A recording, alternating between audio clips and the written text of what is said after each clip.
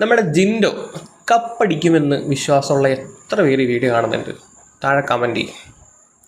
പുള്ളി കപ്പടിക്കില്ലടേ. പുള്ളി കപ്പടിക്കാനുള്ള ചാൻസ് വളരെ കുറവാണ്.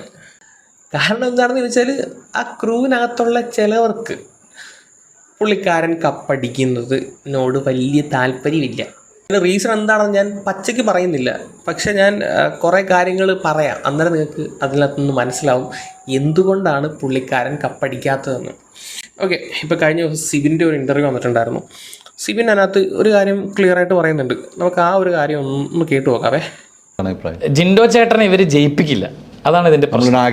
നമ്മൾ ആഗ്രഹിച്ചിട്ടൊന്നും ഒരു കാര്യമില്ല. ജിൻഡോ ചേട്ടൻ ജയിക്കാൻ പാടില്ല എന്നും വെളിയിൽ വന്ന ഒരു കണ്ടസ്റ്റന്റിനോട് ഞാൻ സംസാരിച്ചപ്പോൾ പറഞ്ഞത് ജിൻഡോ ജയിക്കുമെന്ന്. ജിൻഡോനെ നിങ്ങൾ ആരെ സപ്പോർട്ട് ചെയ്യുന്നു എന്ന് ചോദിക്കുമ്പോൾ ഇപ്പൊ പുറത്തിറങ്ങി വന്ന എല്ലാവരും ജിൻഡോയുടെ പേരാ പറയുന്നത്. ശ്രീരേഖ ചേച്ചി പറയുന്നു, ശരണ്യ പറയുന്നു, അൻസിബ പറയുന്നു. പക്ഷെ അവർക്ക് സ്ട്രിക്റ്റ് ഇൻഫർമേഷൻ കൊടുത്തിട്ടുണ്ട് ഏഷ്യാനെറ്റ്. അങ്ങനെ പബ്ലിക്കിൽ പറയരുത്, ജിൻഡോയുടെ പേര് നിങ്ങൾ പറയരുത്. ജിൻഡോനെ ജയിപ്പിച്ച് എങ്ങനെ ശരിയാവും? ജിൻഡോയ്ക്ക് എന്താ കുഴപ്പം? ഇത് സിബിൻ ഇൻ്റർവ്യൂവിനകത്ത് സിബിൻ പറയുന്ന ഒരു കാര്യമാണ്, ജിൻഡോയെ ജയിപ്പിക്കില്ല, അത് അവരുടെ അജണ്ടയാണ്. ഇനി 2 ദിവസം മുമ്പ് വന്ന ഒരു വോയിസ് റെക്കോർഡ് ഞാൻ കേൾപ്പിക്കാവേ, അതുകൂടെ നിങ്ങളൊന്ന് കണ്ടുപോകുക.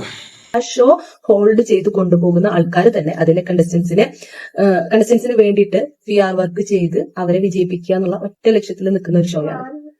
അപ്പൊ എല്ലാവരും വിചാരിക്കും നിനക്ക് എങ്ങനെ ഇതറിയാം, നീ നേരിട്ട് കണ്ടോ കേട്ടോ? എല്ലാവർക്കും തെളിവാണല്ലോ ആവശ്യം. ഒരു വോയിസിലേക്ക് ഫിനാലയിൽ വേണം, TRP വേണം, നമുക്ക് ഫിനാലയിൽ ഉണ്ടാക്കട്ടെ. പക്ഷെ ഫൈനൽ വോട്ടിങ്ങില് ജാസ്മിൻ കയറണം. നമ്മുടെ TRP നമുക്ക് സെറ്റ് അല്ലേ? ഈ രണ്ടാമത്തത് ജസ്ന എന്ന് പറയുന്ന ഒരു യൂട്യൂബ് ചാനൽ പുള്ളിക്കാരത്തെ ഇട്ട വീഡിയോ ആണ്, പുള്ളിക്കാരത്തെ പ്ലേ ചെയ്ത വോയിസ് ആണ് നിങ്ങൾ കേട്ടത്. ജിൻഡോയെ ജയിപ്പിക്കാതിരിക്കാൻ വേണ്ടിയിട്ടുള്ള 1-2 കാരണങ്ങളുണ്ട്. ഒന്ന്, ചില പർട്ടിക്കുലർ വ്യക്തികളോടുള്ള ഇവരുടെ സ്വാർത്ഥ താല്പര്യം. അത് ഏത് കണ്ടസ്റ്റൻ്റ് ആണെന്ന് ഞാൻ പ്രത്യേകിച്ച് പേരെടുത്ത് പറയുന്നില്ല. രണ്ടാമത്തെ കാര്യം പറയുന്നതിന് മുമ്പ് ഞാൻ ഒരു വീഡിയോ കൂടെ കേൾപ്പിക്കാം. നമ്മളെ മൂപ്പൻസ് വ്ലോഗ് ഉണ്ടല്ലോ, മൂപ്പൻസ് വ്ലോഗ്, പുള്ളിക്കാരൻ ഇന്നിട്ട ഒരു വീഡിയോ ആണ്. പുള്ളി പറയുന്ന എല്ലാ സ്റ്റേറ്റ്മെൻറ്റ്സിനോടും എനിക്ക് യോജിപ്പില്ല, പക്ഷേ ചില സ്റ്റേറ്റ്മെൻറ്റ്സ് ഒക്കെ പുള്ളി പറഞ്ഞാൽ കറക്റ്റാണ്. നിങ്ങൾ അത് ഈ വീഡിയോ ഒന്ന് കേട്ടു നോക്കും. ബിഗ് ബോസുമായിട്ട് ബന്ധപ്പെട്ടിട്ട് ബീബിക്കകത്ത് അയാൾക്ക് ഏറ്റവും ഇഷ്ടപ്പെട്ട കണ്ടസ്റ്റന്റിന്റെ പേര് പറഞ്ഞു, കണ്ടന്റ് മേക്കർ. അങ്ങനെ തോന്നിയ contestant? Hey, lot of them, yeah. Content makers are like, it was a beautiful content maker, brilliant. Junais was there, Junais tried his best. Then last season എത്ര പേരുണ്ട്? ഇപ്പം Jasmine was interesting. Jasmine was, I think, very new to the concept. Show എന്താണെന്ന് അറിയാതെ വന്ന ഒരാളാണ്. ഇപ്പൊ Robin ഒരു സ്ഥലത്ത് പഠിച്ചിട്ട് വന്നപ്പോൾ ഇതിന് എതിരെ നിന്നത് ഒന്നും അറിയാത്ത ഒരാളാണ് ഷോയെ പറ്റിയിട്ട്. Robin was a good content creator അല്ലേ? Riyas was a good content creator. Shiyas was അല്ലേ? സാബു വാസ്. ഓക്കെ, അപ്പൊ ഞാൻ ഇത്രയും മാത്രമേ ഇവിടെ പ്ലേ ചെയ്യുന്നുള്ളൂ. അദ്ദേഹത്തിന്റെ ആ ഒരു കമന്റ് ബോക്സിൽ തന്നെ കാണുന്ന ഒരു കമന്റും കൂടെ വായിക്കാം. ഒരു പ്രത്യേക വിഭാഗത്തെ മാത്രമാണല്ലോ പുള്ളിക്ക് കൂടുതൽ താല്പര്യം. ഇത് ഞാൻ പറഞ്ഞതല്ല, മനസ്സിലായോ? ഞാൻ സത്യം പറയാമല്ലോ, ഈ ബീബിക്കകത്ത് ഇങ്ങനൊരു ഭിന്നിപ്പ് കൊണ്ടുവന്നത് ആരാണെന്ന് നിങ്ങൾക്ക് ഈ ഇന്റർവ്യൂവിന്റെ ചെറിയൊരു ശകലം കണ്ടപ്പോൾ നിങ്ങൾക്ക് മനസ്സിലായിട്ടുണ്ടാവും. ബിഗ് ബോസിന്റെ സീസണുകളിൽ വരുന്ന മത്സരാർത്ഥികളെ ഒരിക്കലും നമ്മളാരും മതത്തിന്റെയോ അല്ലെങ്കിൽ ജാതിയുടെയോ നിറത്തിന്റെയോ ഒന്നും അടിസ്ഥാനത്തിലല്ല കാണുന്നത്. എന്നാൽ അതിന്റെ ഷോ ഡയറക്ടറായിട്ടുള്ള ഹാഫിസിന്റെ ഇന്റർവ്യൂ നിങ്ങൾ ചെന്ന് നോക്കുക. അതിനകത്ത് അയാളുടെ ഉള്ളിൽ നിന്ന് വരുന്ന കാര്യങ്ങളുടെ അകത്ത് എന്തെങ്കിലും അങ്ങനെ തോന്നിക്കഴിഞ്ഞാൽ അതിന് ഞാൻ കുറ്റക്കാരനല്ല. ഈ വീഡിയോക്കകത്ത് മൂപ്പൻ കാണിക്കുന്ന ഒരു വീഡിയോ നമ്മുടെ ബിഗ് ബോസ് ഷോ ഡയറക്ടറിന്റെ വീഡിയോ ആണ് ഗൈസ്.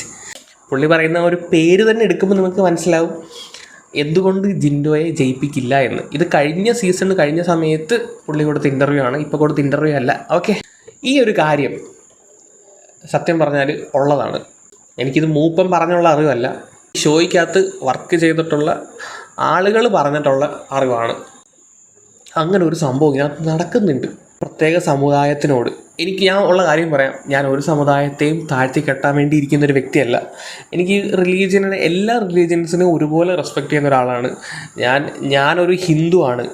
പക്ഷെ ഞാൻ എങ്ങും പോയിട്ട് നാളെ എനിക്കൊരു കുഞ്ഞുണ്ടായാൽ അതിനെ മതമില്ലാതെ വളർത്തണം എന്ന് ആഗ്രഹിക്കുന്ന ഒരു വ്യക്തിയാണ്. എൻ്റെ സ്ഥലം കരുനാഗപ്പള്ളിയാണ്. എൻ്റെ പഞ്ചായത്തിൽ എൻ്റെ ഫാമിലി മാത്രമാണ് ഒരു ഹിന്ദു ഫാമിലി ആയിട്ടുള്ളത്. ബാക്കി എല്ലാ ഫാമിലീസും മുസ്ലിംസാണ്. ഞാൻ മുസ്ലിംസിൻ്റെ ഇടയിൽ കടന്ന് വളർന്നു വന്ന ഒരു വ്യക്തിയാണ്. സോ ആ ഒരു മതത്തോട് അത്രമാത്രം അറ്റാച്ച്മെൻറ്റും കാര്യങ്ങളും ഒക്കെ ഉണ്ട്.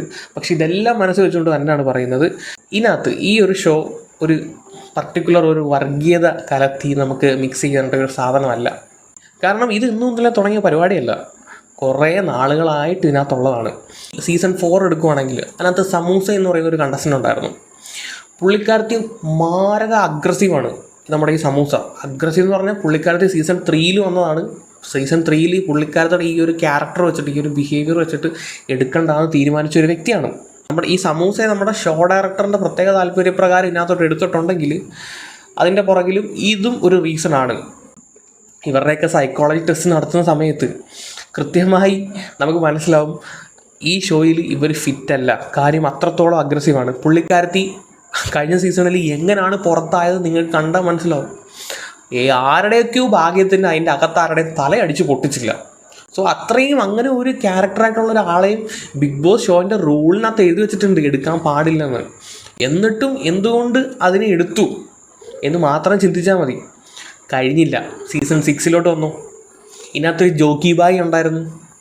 ജോക്കി ബായി എടുത്തതും ഇതേ ഒരു റീസണിൻ്റെ പുറത്താണെന്ന് എനിക്ക് പറയാൻ പറ്റത്തുള്ളൂ. സീരിയസ്ലി ഷോ ഡയറക്ടറിൻ്റെ ആ ഒരു പ്രത്യേക താല്പര്യപ്രകാരമാണെന്ന് എനിക്ക് പറയാൻ പറ്റത്തുള്ളൂ. ബിഗ് ബോസ് ഹൗസിനകത്തോട്ട് കയറുമ്പോൾ ഏറ്റവും ഇമ്പോർട്ടൻ്റ് ആയിട്ട് ചെയ്യുന്ന ഒരു ടെസ്റ്റാണ് അവരുടെ മെൻ്റൽ ഹെൽത്ത് പരിശോധിക്കുക, അല്ലെങ്കിൽ ആ സൈക്കോളജി ടെസ്റ്റും കാര്യങ്ങളൊക്കെ. ആ ഒരു ടെസ്റ്റ് പ്രോപ്പറായിട്ട് ഈ പറയുന്ന ജോക്കി ബായിയെ ചെയ്തിരുന്നെങ്കിൽ ഫെയിലാണ്. പക്ഷേ പിന്നെയും എന്തുകൊണ്ട് പുള്ളിക്കാരനെ അകത്തോട്ട് എടുത്തു എന്ന് എനിക്കറിയില്ല. അതും ഈ ഒരു പ്രത്യേക താല്പര്യപ്രകാരമാണ് എന്നാണ് എനിക്ക് തോന്നുന്നത്. എൻ്റെ ഊഹാപോഹങ്ങളാണ്. അതിനകത്തുനിന്ന് അറിയാൻ സാധിച്ച കാര്യങ്ങളാണ് ഞാൻ ഈ പറയുന്നത്. ഈ പറയുന്ന ഒരു പ്രത്യേക താല്പര്യം പുള്ളിക്കുണ്ട് എന്നുള്ളത് 100% ഉറപ്പാണ്. സോ ഇതൊക്കെയാണ് നമ്മുടെ ജിൻഡോ ജയിക്കരുത്, ഈ ഒരു ഷോയുടെ കപ്പടിക്കരുതെന്ന് അവരാഗ്രഹിക്കുന്നതിൻ്റെ റീസൺ. ഏകദേശം കാര്യങ്ങൾ പിടികിട്ടുമെന്ന് വിചാരിക്കുന്നു. പിന്നെ ഞാനിങ്ങനെ വന്ന് പറഞ്ഞത് കൊണ്ട് ഈ പറയുന്ന സോക്കാൾഡ് നമ്മുടെ ഷോ ഡയറക്ടർ കാണുവാണെങ്കിൽ പുള്ളി കേശാൻ പോണില്ല. അത് 100% ഉറപ്പാണ്. കാര്യം പുള്ളിയുടെ ആ ഒരു മൈൻഡാണ്. ഈ ഷോ ഇങ്ങനെ തന്നെ കുട്ടിച്ചോറായിക്കൊണ്ടേ ഇരിക്കും. അടുത്ത സീസണിലും അതിൻ്റെ അടുത്ത സീസണിലും ഈ പറയുന്ന നമ്മുടെ ഷോ ഡയറക്ടർ ഇതിൻ്റെ ഒരു പാർട്ടാണെങ്കിൽ ഈ ഷോൻ്റെ അവസ്ഥ വളരെ പരിതാപകരമായിരിക്കും. പരിതാപകരം എന്ന് പറഞ്ഞാൽ അങ്ങേയറ്റം പരിതാപകരം. നിങ്ങൾക്കൊരു കാര്യം അറിയോ, നമ്മൾ ടി വിയിൽ കാണുന്നതിനേക്കാളും കഷ്ടമാണ് ഇതിന് പിന്നാമ്പുറത്ത് വർക്ക് ചെയ്യുന്ന ആളുകളുടെ കഷ്ടപ്പാട്. പറയാം, അത്രയും കഷ്ടപ്പെട്ടാണ് ഇവർ വർക്ക് ചെയ്യുന്നത്. ഇവർ ഇരിക്കുന്നത് ഒരു ബ്ലാക്ക് റൂമിലാണ്, ലൈറ്റ് ഇല്ലാത്ത റൂമിലാണ്. ഇതിനകത്തറിയാം ഇവരുടെ എക്യുപ്മെൻറ്റ്സ് ആണ്, വർക്കിംഗ് എക്യുപ്മെൻറ്റ്സ് ആണ്. അതായത് ഇതെല്ലാം തണുപ്പിക്കാൻ വേണ്ടിയിട്ട് നല്ല ഭയങ്കര ടെമ്പറേച്ചർ കുറച്ചിട്ടാണ് ഈ റൂം എല്ലാം നിൽക്കുന്നത്. അന്നേരം അത്രയും ഒരു ടെമ്പറേച്ചർ കുറവിൽ നിന്ന് ഭയങ്കര ഹുഡിയും അതും ഇതും ഒക്കെ ഇട്ട് ഒരു 24 മണിക്കൂറും 36 മണിക്കൂറൊക്കെയാണ് ഓരോ ഷിഫ്റ്റിൽ ഇവർ കണ്ടിന്യൂസ് ആയിട്ട് വർക്ക് ചെയ്തുകൊണ്ടിരിക്കുന്നത്. ഈ ഒരു ഷോയ്ക്കകത്ത് ഇതിൻ്റെ പിന്നാമ്പുറത്ത് ഏറ്റവും കൂടുതൽ ചിലവാകുന്നൊരു സാധനം എന്താണെന്ന് അറിയോ?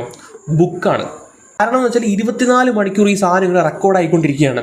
അന്നേരം ഏതെങ്കിലും ഒരു മൊമെൻറ്റിൽ 1 മിനിറ്റോ 2 മിനിറ്റോ ഡ്യൂറേഷനുള്ള ഏതെങ്കിലും ഒരു സംഭവം അവിടെ നടക്കുന്ന സമയത്ത് ആ ക്യാമറ ഓപ്പറേറ്റ് ചെയ്യുന്ന ഒരാൾ അതിൻ്റെ ടൈമും കാര്യങ്ങളും ഈച്ച് ആൻഡ് എവറിത്തിങ് ബുക്കിൽ എഴുതിയാണ് സൂക്ഷിക്കുന്നത്. എന്നിട്ടാണ് എഡിറ്റിങ്ങിലോട്ട് അത് കൊണ്ടുപോയിട്ട് ആ ഭാഗം കട്ട് ചെയ്ത് നമ്മളെ കാണിക്കുന്നത്. അല്ല 24/7 പിന്നെ റീവൈൻഡ് അടിച്ച് നോക്കി ഒരിക്കലും അല്ല. സോ അങ്ങനെ ഈച്ച് ആൻഡ് എവറി കാര്യങ്ങൾ അതിനകത്ത് നടക്കുന്നത് അവർ നോട്ട് ചെയ്ത് എഴുതി വെച്ചിട്ടാണ്. അതും ഇവർ വർക്ക് ചെയ്യുന്നത് എങ്ങനെയാണ്? അതിൻ്റെ അകത്ത് ലൈറ്റും കാര്യങ്ങളൊന്നുമല്ല, ഒരു ടേബിൾ ലാമ്പോ കാര്യങ്ങളെന്തെങ്കിലും കാണും. അത് വളച്ചിങ്ങനെ വെച്ചിട്ട് അതിൻ്റെ മൂട്ടിയിരുന്ന് കുനുകുനാന്നായിരുന്നു എഴുതുന്നത്. പലപ്പോഴും ഇവർക്കൊന്നും പ്രോപ്പറായിട്ട് ഫുഡ് പോലും കൊടുക്കാത്തതിന് ഭയങ്കരമായിട്ട് പ്രശ്നങ്ങളൊക്കെ അതിൻ്റെ അകത്ത് ഉണ്ടായിട്ടുണ്ടെന്നാണ് ഞാൻ അറിയാൻ സാധിച്ചത്.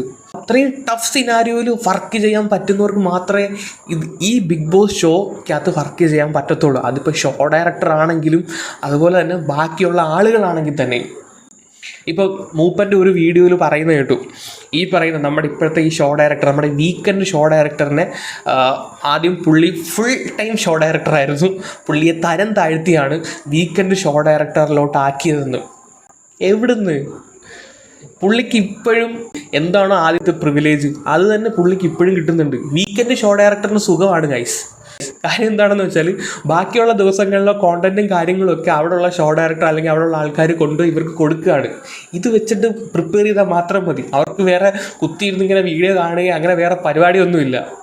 അയാൾക്ക് ആ 2 മണിക്കൂർ മാത്രം, അല്ലെങ്കിൽ അയാൾക്ക് ആ ഒരു ലാലേട്ടൻ വന്നിരിക്കുന്ന 2 മണിക്കൂർ മാത്രം എന്താ പറയുക ഷൂട്ട് ചെയ്ത് ആ സംഭവം ആൾക്കാർക്ക് ഡയറക്റ്റ് ചെയ്താൽ മാത്രം മതി. നിങ്ങളൊന്ന് ആലോചിച്ച് നോക്കുക, അങ്ങനെ 10-18 കൊല്ലത്തെ എക്സ്പീരിയൻസ് ഉണ്ട്. 10-18 കൊല്ലത്തെ ഈ ബിഗ് ബോസ് ഷോ നടത്തിയുള്ള എക്സ്പീരിയൻസ് ഉണ്ട്. അപ്പോൾ പിന്നെ അങ്ങനെ തരം താഴ്ത്തിയതാണ് വീക്കെൻഡ് ഡയറക്ടറിലോട്ട് ഇട്ടതെന്നൊക്കെ പറയുന്ന സമയത്ത് കോമഡി ആയിട്ടാണ് എനിക്ക് മൂപ്പൻ്റെ ആ ഒരു സ്റ്റേറ്റ്മെൻ്റ് ഒക്കെ ഫീൽ ചെയ്തത്. സീരിയസ്ലി അങ്ങേര് ഇപ്പോഴും എന്താ പറയുക, നല്ല ഫുൾ പവറോട് കൂടി തന്നെ, ഫുൾ എനർജിയോട് കൂടി തന്നെ അവിടെ ഭരിച്ചുകൊണ്ടിരിക്കുകയാണ്. ഇതിൻ്റെ പുറത്ത് നമ്മൾ കാണാത്ത ഈ ബിഗ് ബോസിൻ്റെ പിന്നാമ്പുറത്ത് ഒരുപാട് കഥകൾ നടക്കുന്നുണ്ട് ഗൈസ്. അത്രയും ടഫായിട്ടുള്ള ഒരു റിയാലിറ്റി ഷോ ആണിത്. നമ്മുടെ ഈ മലയാളത്തിലെ റിയാലിറ്റി ഷോ ഇത്രയും അതപ്പതിച്ച് പോകുന്നത്, ഇത്രയും മാനിപ്പുലേഷൻ നടന്നൊരു സീസൺ വേറെ ഇല്ല. ഇങ്ങനെയാണ് ഇതിൻ്റെ പോക്ക് എങ്കിൽ സത്യം പറഞ്ഞാൽ ഒരു ക്വാളിറ്റിയും ഇല്ലാത്ത തരത്തിലോട്ട് ഇത് മാറിക്കൊണ്ടിരിക്കും. ഇപ്പോൾ എൻ്റെ മോൾ ഷായൻ്റെ ഭാഗത്തു നിന്നുള്ള ഒരു കാര്യം മാത്രമാണ് പറഞ്ഞത്. ഇതിൻ്റെ ബ്രോഡ്കാസ്റ്റർ ഉണ്ട്, അവരും ഈ ഷോ നശിക്കാൻ വലിയൊരു പാർട്ടാണ്. അതിൻ്റെ കഥ വേറെയാണ് ഗൈസ്. അതെല്ലാം കൂടെ പറയാൻ നിന്ന് കഴിഞ്ഞാൽ ഇവിടെ കൊണ്ട് തീരത്തില്ല. സോ അതുകൊണ്ട് ഞാനിവിടെ നിർത്തുന്നു. നമ്മൾ ജിൻഡോയുടെ കഥ പറഞ്ഞാണ് തുടങ്ങിയത്. ഞാൻ പിന്നെ എവിടേക്കോ പറഞ്ഞു പോയി. കൂടുതൽ കഥകൾ കേൾക്കണമെങ്കിൽ താഴെ വന്ന് കമൻറ്റ് ചെയ്യും.